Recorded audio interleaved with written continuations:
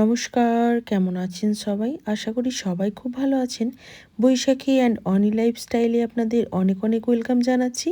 তো আজকে আমি আপনাদের সাথে পিঠার একটা রেসিপি শেয়ার করব, ঝাল ঝাল মশলা পুলি পিঠা।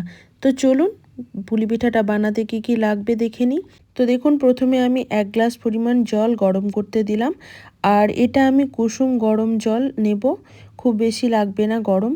তো দিয়ে দিলাম জলের মধ্যে পরিমাণ মতো লবণ, আর লবণটা দিয়ে খুব ভালো করে একটু মিশিয়ে নেব।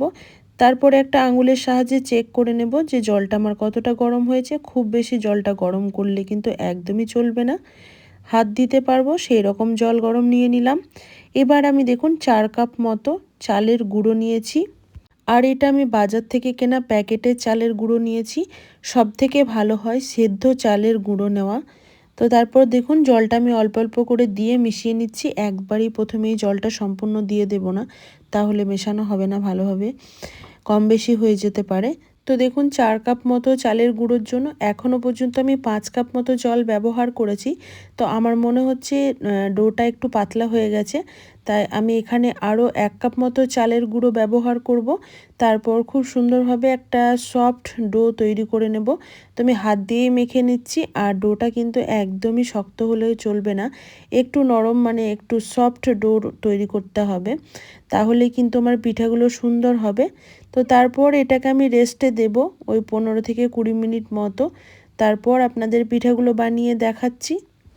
আর শীতকাল মানেই তো পিঠাপুলি। তো কে কে আমার মতো পিঠাপুলি খেতে ভালোবাসেন অবশ্যই কমেন্ট বক্সে জানাবেন বন্ধুরা। তো দেখুন এখন আমার ডোটা একদম পারফেক্ট তৈরি হয়ে গেছে। এবার চলুন এখান থেকে ছোট ছোট লেচি কেটে নিই আর আমি পিঠাগুলো বানিয়ে নিই।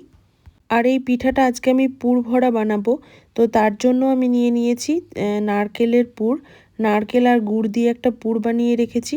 আর থালাতে ওটা আমি এক্সট্রা কিছু চালের গুঁড়ো নিয়ে নিয়েছি, যাতে বারবার পিঠাগুলো বানাতে গেলে হাতে না লেগে যায়। তো সেই জন্য এবার আমি ছোট ছোট বাটি মতো বানাবো আর পুরটা ভেতরে দিয়ে মুখটা বন্ধ করে দেব। তারপর যেমন খুশি ডিজাইন দিলেই হয়ে যাবে আমার পিঠাগুলো বানানো। তো এই যে আমি নারকেলের পুরটা ব্যবহার করেছি, এটা কিন্তু অনেক রকম পুরই দেওয়া যায়, যেমন তিলের পুর দেওয়া যায়, তারপর আপনি দুধকে খোয়া বানিয়েও পুর দিতে পারেন। আর আমার শ্বশুরবাড়িতেও পোস্ত বেটে মানে পোস্ত আর পুরও দেয়, যে পোস্তটাকে একটু ড্রাই রোস্ট করে তারপর পাটায় বা শিলে বা মিক্সিতে বেটে নেয়, তারপর সেটাকে এই পিঠার মধ্যে দিয়েও বানাই। তো সেটাও খুব ভালো লাগে। আর এখানে আমি কিন্তু এবার পোস্ত পাইনি, তাই পোস্ত দেওয়া পিঠাটা বানাতে পারলাম না। আপনাদের সাথে নিশ্চয়ই কোনো একদিন শেয়ার করব। তো আপনারা কি কোনোদিনও পোস্ত দিয়ে এভাবে পিঠে বানিয়েছেন? আমাকে অবশ্যই কমেন্ট বক্সে জানাবেন। তো এইভাবে আমি সমস্ত পিঠেগুলো বানিয়ে নেব। তারপর এই পিঠাগুলো আমি ভাপে সেদ্ধ করব। তো চলুন আপনাদের দেখাচ্ছি। তো আমি কিছুটা পরিমাণ পিঠা বানিয়ে নিয়েছি, এখনও কিন্তু আমার অর্ধেকের ওপর পিঠা বানানো হয়নি। তো এগুলোকে আমি এবার ভাপে দিয়ে দেব। তো আমি একটা কুকার নিয়েছি, কিছুটা জল দিয়ে দিয়েছি, আর ওপরে একটা স্টিলের বাটি দিয়ে দেব। স্টিলের বাটিটা কিন্তু ছিদ্রযুক্ত বাটি।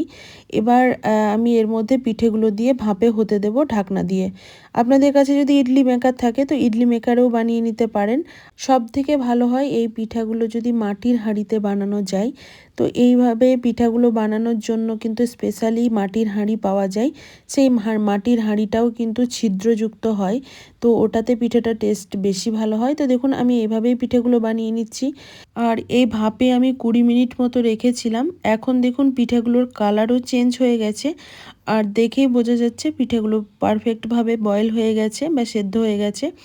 কারণ ওপরটা দেখে বুঝতে পারবেন ট্রান্সপারেন্ট হয়ে গেছে অনেকটাই পিঠাটা। এবার এটা আমি একটা পাত্রে নামিয়ে নেব। আবারও ওই বাটিটার মধ্যে সেকেন্ড বারের যে পিঠাগুলো বানাবো সেগুলো হতে দেব। তো এই পিঠাটা কিন্তু আপনারা এখনই মানে গুড়ের সাথে পরিবেশন করতে পারেন। নলেন গুড়ের সাথে পরিবেশন করলে কিন্তু দারুণ লাগে। আর এই পিঠাটা যেহেতু আজকে আমি মশলা পিঠা বানাচ্ছি, সেই জন্য আমি চলে এলাম কড়াই একটু সর্ষের তেল দেব। তারপরে কিছু আমি এখানে মশলা ব্যবহার করব। তো আমি ফোড়ন হিসাবে 1/2 চামচ মতো গোটা জিরে ব্যবহার করলাম। তারপর এখানে আমি কুচানো পেঁয়াজ দিয়ে দেব। তো এখানে আমি একটু বেশি পরিমাণে পেঁয়াজ কুচি ব্যবহার করেছি, যাতে টেস্টটা বেশি ভালো লাগে।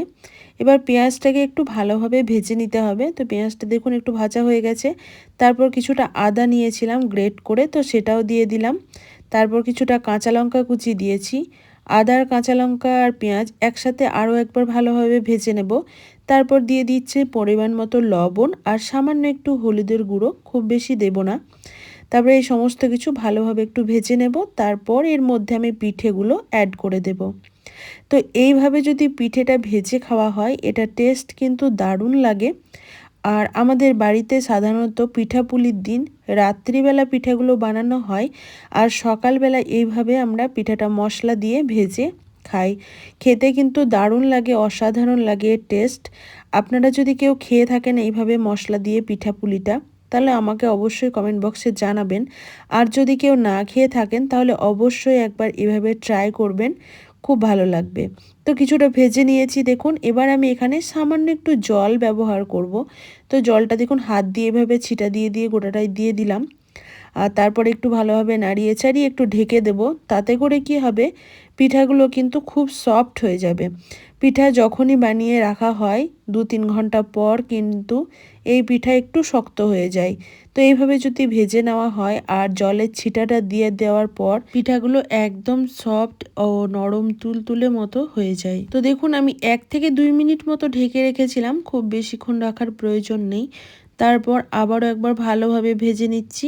এবার কিছুটা পিঠা আমি এখান থেকে তুলে রাখবো, কারণ আমি এর মধ্যে ধনেপাতা ব্যবহার করব। আর ধনেপাতাটা সবার পছন্দ না, মানে আমার বাড়িতে শাশুড়ি মা একটু কম পছন্দ করেন, তাই মার জন্য একটু তুলে রাখলাম, বাকিটাতে আমরা ধনেপাতা মিশিয়েছি। এবার চলুন পিঠাটা আমি সার্ভ করে দিই। আর এটা আমি গুড়ের সাথেই পরিবেশন করব। এই মশলা দিয়ে ভাজা পিঠার টেস্ট কিন্তু অসাধারণ হয়েছিল বন্ধুরা।